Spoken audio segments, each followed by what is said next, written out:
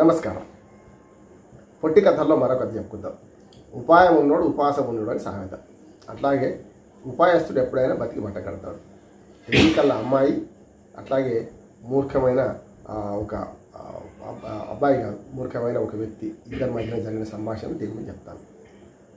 ఒక అమ్మాయి చిన్నప్పుడే తల్లి చనిపోయింది.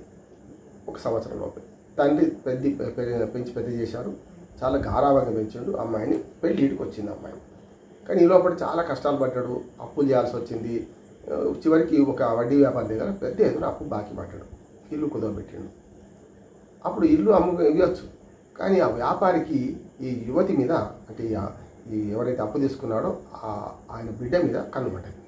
అప్పుడు ఏం చేసిందంటే, నీ ఇల్లు నీకు ఉండాలి కదా, నీ భార్య మరణించి నువ్వు ఒక్కనే ఉన్నావు, నీ ఇల్లు నీకు ఉండాలి కదా, ఒక ఉపాయం చెప్తా, ఇప్పుడు బాకీ రద్దు చేస్తాను నేను, నీ అమ్మాయి ఇచ్చి నాకు పెళ్లి చేయి, లేదు బాకీ కట్టు, ఈ రెండిట్లో ఒకటే ఆప్షన్. అంటే అయ్యా అట్లా కాదు, మీరు పెద్దవాడు, మీరు మన్నించండి, నీకు మా అమ్మాయి ఇంట్లో ఊరికోయి మీకు ఎక్కియలేం కదా, ఎట్లా అని చెప్పి మధ్య మార్గంగా మా అమ్మాయిని కూడా అడుగుతాం. నిజంగానే మా అమ్మాయి ఇష్టపడితే మిమ్మల్ని చేసుకుని నాకు అభ్యంతరం లేదు అని. ఎందుకంటే అప్పు పోవాలి కదా, అప్పు చాలా పెద్ద ఎత్తున వడ్డీ చక్కెర వడ్డీ కలిసి పెద్దగా అయింది. అప్పుడు అమ్మాయి దగ్గరికి వచ్చి అడిగిండు. నేను చేసుకోండి డాడీ అని లేదు, ఎందుకంటే చిన్నప్పటి నుంచి పెంచి పెద్ద తల్లి తండ్రి ఆయనే పెంచిండు కనుక ఒక రకంగా చెప్పాలంటే నిరాసక్తి వ్యక్తం చేసింది. అప్పుడు నా అమ్మాయి ఇష్టపడతలేదయ్యా, చెప్తలేదు, మరి ఏం చేద్దామంటే, నేను ఒక పరీక్ష పెడతా, మీకు ఆప్షన్ ఇస్తున్నా అని ఎవరైతే అప్పు ఇచ్చిండో ఆయన వచ్చి చెప్తాడు. ఏమనంటే, మీ అమ్మాయికి 2 ఆప్షన్లు ఇస్తున్నా.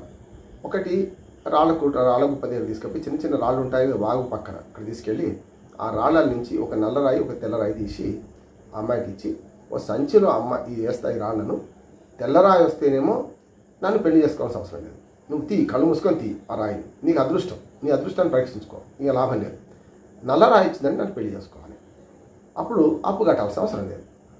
అంటే మనకు నల్లరాయి వస్తేనేమో తప్పనిసరి పెళ్లి చేసుకోవాలి, అప్పు కట్టాల్సి వస్తుంది. తెల్లరాయి వస్తే అప్పు మాఫీ అవుతుంది, నీకు పెళ్లి చేసుకోవాల్సిన అవసరం లేదు.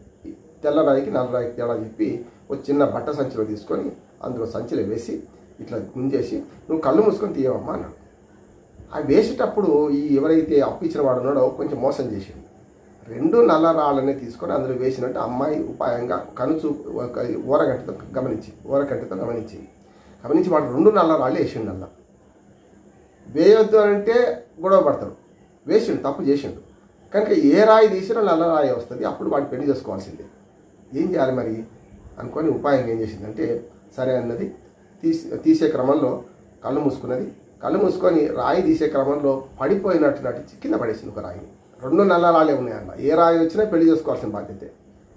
కింద పడిపోగానే అమ్మాయిని ఇంకో రాయిది లోపల తీసి అన్నాడు. ఎందుకంటే గట్టిగా ఖచ్చితంగా 2వ రాయి కూడా నల్ల రాయి కదా వస్తుంది అని అప్పించిన వాడు అనుకున్నాడు. అప్పుడు ఆమె ఉపాయం ఏమన్నదంటే, ఒక మాట చెప్తా అయ్యా, ఇప్పుడు ఈ రాయి ఒకటి కింద పడేసింది కదా, కింద పడేసిన రాయి ఏదైతే తెలుసుకోవాలంటే అన్ని రాళ్ళు కలిసిపోయింది కింద పడంగానే, ఆయన నల్ల రాళ్ళు తెల్ల రాళ్ళు అక్కడే ఉన్నాయి కనుక ఈ లోపటి రాయి ఏది ఉంటుందో దానికి వ్యతిరేక రాయి బయటపడ్డట్టు కదా, లోపటి రాయి తీస్తా, కానీ ఈ లోపల ఉన్న సంచిలో ఉన్న రాయి ఏది ఉంటుందో దానికి వ్యతిరేకమైన రాయి కింద పడ్డది కదా, అందుకని కింద పడ్డ రాయి నేను మొదలు తీసిన కనుక ఆ రాయి నాకు ప్రామాణికం కనుక ఆ రాయి ఏదో ఇస్తుందో తెలుసుకోవాలంటే ఈ నల్ల రాయి తీస్తా, ఈ లోపల ఉన్న రాయి తీస్తా, అప్పుడు దానికి బయటపడుతుంది కదా ఉపాయంగా అన్న. తెలివి కల అమ్మాయి కదా, వాడికి అర్థం చెమటలు పట్టేసినాయి. ఎందుకంటే లోపల నల్లరాయి ఉన్నది, ఈమె పడేసింది కూడా నల్లరాయే, కానీ నల్లరాయి అని చెప్పలేడు కదా, 2 నల్ల రాళ్ళు వేసినా అంటే వాడిని బలుగుతుంది, కొడతారు వాడిని. కనుక ఏం చేసింది ఆమె అంటే, చెప్పగానే ఇక చల్లబడిపోయింది, లాభం లేదు, నేను అక్రమం చేసిన అన్యాయం చేసినా నాకు అర్థమైపోయింది, ఎట్లా అయినా లోపల నల్లరాయి 2 రాళ్ళు నేను నల్లరాయిలు వేసిన కనుక కింద పడేసిన తెల్లరాయి నిరూపణ అయిపోతుంది వద్దన్న. వాడు కనుక బయట పెడితే వాడు మోసం బయటపడుతుంది కనుక గమ్మున చేసినట్టు తేలుకుంటున్న దొంగలాగా నిలబడిపోయిండు. అప్పుడు ఆ అమ్మాయి తీసింది, నల్లరాయి వచ్చింది, అంటే కింద పడే తెల్లరాయి అని అర్థమైంది అని అన్నది. అప్పుడు వాళ్ళ నాన్న తన అమ్మాయి తెలివికి చాలా సంతోషించిండు. నిజంగా ఒక పెద్ద గండం తప్పింది కదా, వాడేమో మోసకారి కనుక తేలుగుంటున్న దొంగలాగా, సరేనమ్మా నీ అప్పు లేదు, నీ పెళ్లి చేసుకోని వెళ్ళిపోయాడు. అంటే ఎప్పుడైనా సరే ఉపాయం ఉన్న తెలివికల్ల అమ్మాయి ఇట్లా చేస్తే మనం అంటే చాలా పెద్ద కష్టాలు వస్తుంటాయి. ఇట్టి కష్టాలలో కష్టాన్ని నిబ్బరంగా ఆలోచించి దానికి తెలివైన పరిష్కారం ఆలోచించినప్పుడు అమ్మాయిలాగా బయటపడతాం.